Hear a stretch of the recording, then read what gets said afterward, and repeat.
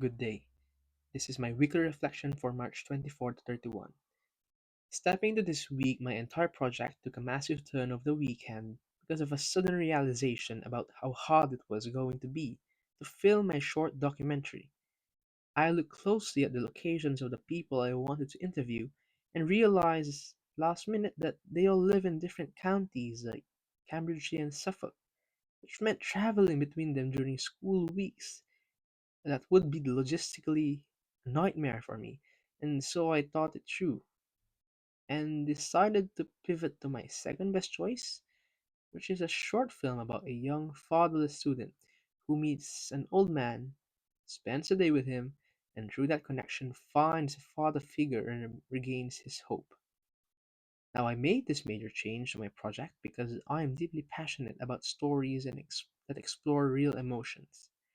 And I wanted to show a strong message that hope isn't just an internal feeling, but something that can appear in unexpected ways, which in this case comes from a complete stranger.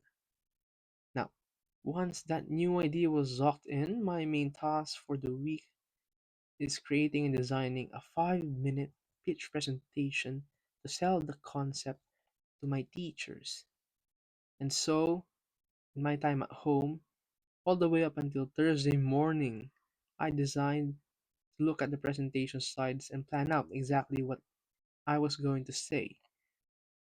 I honestly really enjoyed the creative side of this process, especially finding visual references that match the moody, emotional aesthetic of my new film and choosing color scheme for the slides that reflected the dramatic tone of the story.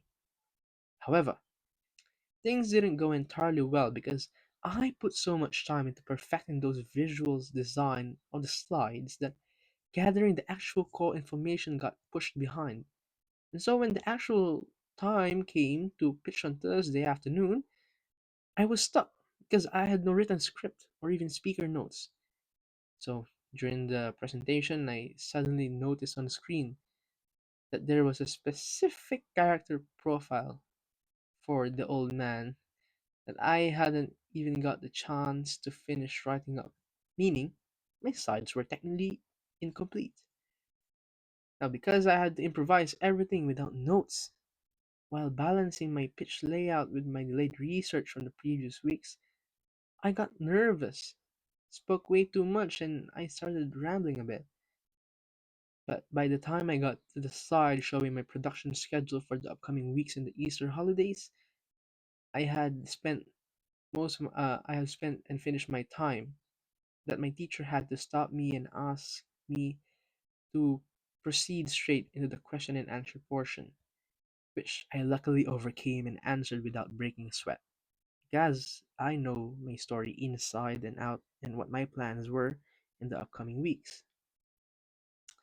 Now, despite the missing slide and the long presentation style, the pitch ended on a very positive note, and I even received some really reassuring feedback from my teacher while I was still doing my slides.